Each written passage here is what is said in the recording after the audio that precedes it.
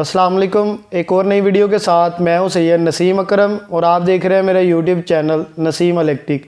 दोस्तों, आज की जो वीडियो है इसमें मैं आपको बताऊंगा कि स्नाइडर कंपनी का जो काउंटर मीटर है इसको हम सर्किट में कैसे इस्तेमाल करते हैं और इसकी मदद से अगर मशीन को ऑन या ऑफ़ करना हो तो वो कैसे करेंगे। अपनी पिछली वीडियो में मैंने स्नाइडर कंपनी का ये जो काउंटर मीटर है इसकी कनेक्शन और इसकी सेटिंग पे वीडियो बनाई थी। अगर वो आप देखना चाहते हैं तो इसी वीडियो के डिस्क्रिप्शन में आपको लिंक मिल जाएगा, आप वहां से देख सकते हैं। तो चलते हैं वीडियो के दूसरे पार्ट की तरफ, जहां मैं आपको ये स्नाइडर कंपनी का जो काउंटर मीटर है इसको सर्किट में कैसे इस्तेमाल करते हैं इसके बारे में बताता हूं। कहीं भी वीडियो हेल्पफुल लगे वीडियो को लाइक करके चैनल को सब्सक्राइब कर दे और बेल आइकन को दबा दे ताकि इसी तरह की इन्फॉर्मेटिव वीडियो जो है वो आप तक पहुँचती रहे। तो दोस्तों, काउंटर मीटर के कनेक्शन या इसको सर्किट में कैसे इस्तेमाल करते हैं, सबसे पहले इसकी ड्राइंग जो है वो मैं बनाकर आपको दिखा देता हूँ ताकि सर्किट को समझने में मज़ीद आसानी हो।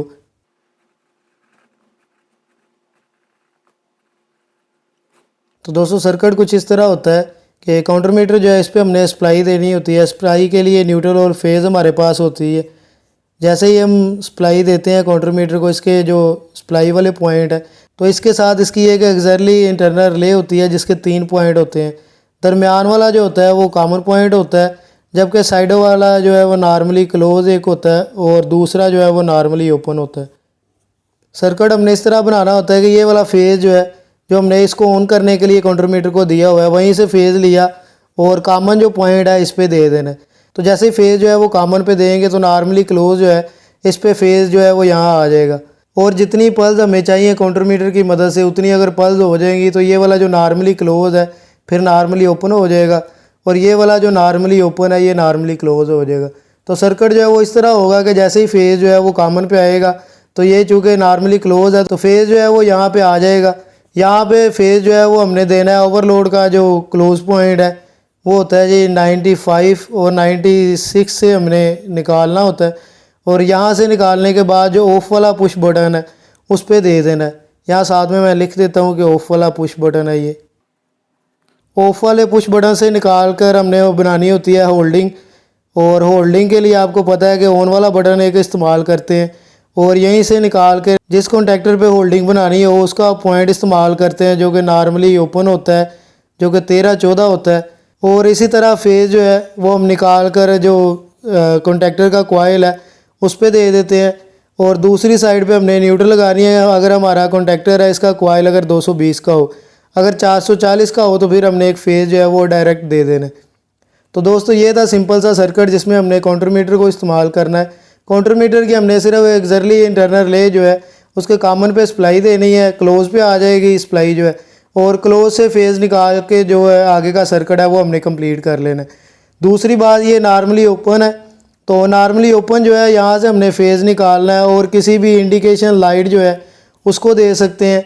यहाँ पे न्यूट्रल आ जाएगी और फेज़ देने का मकसद ये है कि जैसे ही काउंटिंग पूरी होगी या पल्स जितनी आपने दी हुई है काउंटर मीटर को उतनी होगी तो वो लाइट या इंडिकेशन जो है वो जल जाएगी, जिसकी मदद से हमें पता चल जाएगा कि काउंटर मीटर जो है उसकी पल्स जो है वो पूरी होगी और हमारी मशीन जो भी हमने इसके साथ कनेक्ट की हुई है वो बंद हो जाएगी।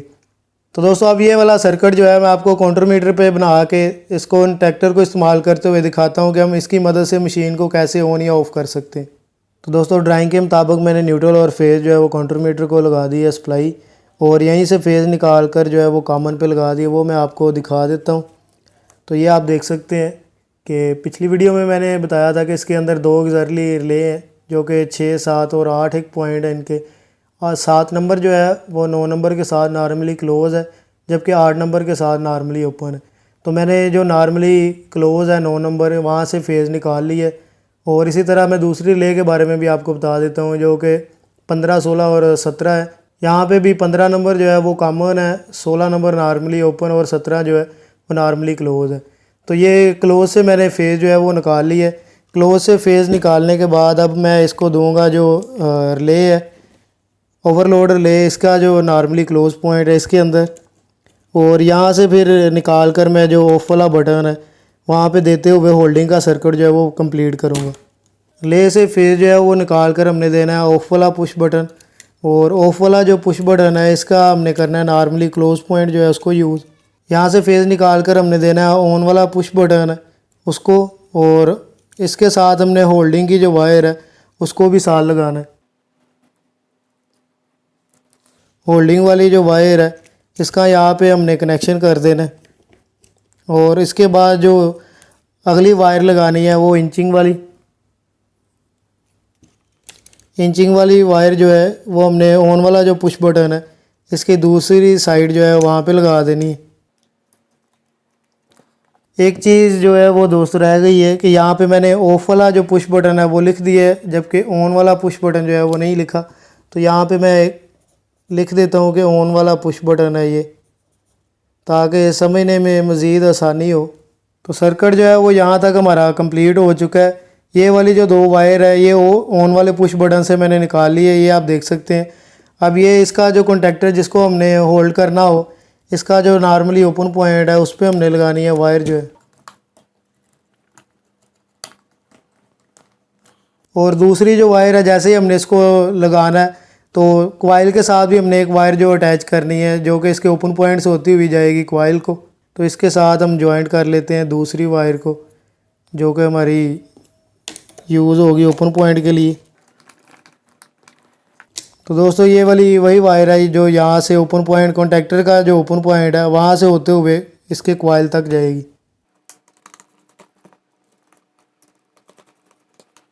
ये 220 का कॉन्टेक्टर है तो इसकी दूसरी साइड पे मैं जो न्यूट्रल वायर है वो लगा दूंगा।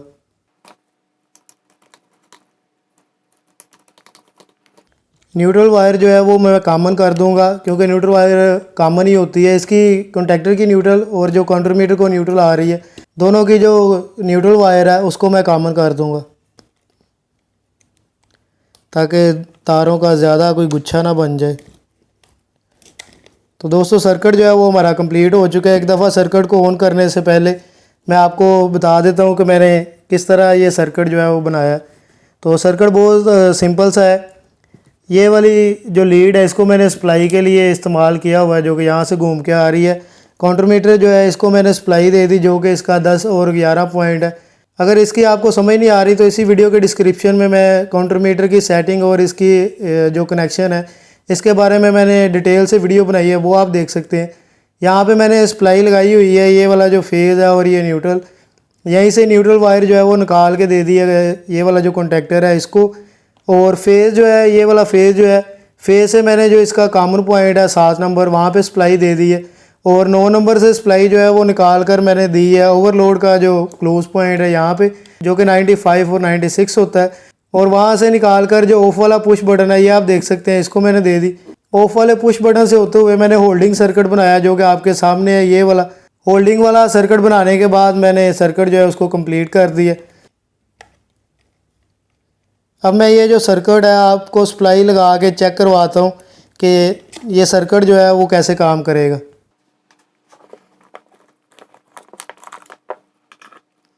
तो आप देख सकते हैं कि काउंटर मीटर जो है वो हमारा ऑन हो चुका है। जैसे ही मैं ऑन वाला पुश बटन जो है उसको प्रेस करूँगा तो ये कॉन्टेक्टर जो है वो लग जाएगा। तो आप देख सकते हैं कि ये कॉन्टेक्टर जो है वो लग चुका है और ये इस वक्त तक लगा रहेगा जब तक मैं इसकी सप्लाई जो है ऑफ़ ना कर दूँ, या सप्लाई या ऑफ़ वाला बटन जो है वो ना दबा दूँ। तो दोस्तों ये था सर्किट जो मैंने आपको बना कर दिखाया। अब बारी है इस सर्किट को ऑपरेट करने की। इस सर्किट जो है वो कैसे काम करेगा। ऑन वाला बटन दबाएंगे तो जैसे ही इस कॉन्टेक्टर के साथ कोई भी मोटर वगैरह होगी तो वो चलना शुरू हो जाएगी। तो दोस्तों ये था कंट्रोल सर्किट जो मैंने आपको ट्रेस करवाया। अब आते हैं काउंटर मीटर की तरफ कि ये कैसे ऑपरेट करेगा। काउंटर मीटर को ऑपरेट करवाने के लिए हम एक सेंसर का इस्तेमाल करेंगे। ये एक प्रॉक्सिमिटी सेंसर है जो कि मेटल को डिटेक्ट करता है। तो जितनी पल्स हमने काउंटर मीटर से लेके मशीन ऑन या ऑफ़ करनी है तो उतनी पल्स हम कोई भी ऑब्जेक्ट जो है वो मेटल का वो इस सेंसर के सामने आएगा, तो उतनी दफ़ा ये जो काउंटर मीटर है इस पर डिजिट में इजाफा होगा। हम देख लेते हैं कि इसके जो डिजिट है वो कितने सेट हुए हैं, यानी कि पल्स जो है वो कितनी होंगी तो ये ऑफ होगा। तो आप देख सकते हैं कि ये 9 जो पल्स हैं इस पर आएगा तो जो हमारा कॉन्टेक्टर है या सर्किट है वो इसको कट ऑफ करवा देगा। तो मैं आपको ऑन करके जो सर्किट है वो चेक करवा देता हूँ। आप देख सकते हैं कि कॉन्टेक्टर जो है वो हमारा ऑन हो चुका है।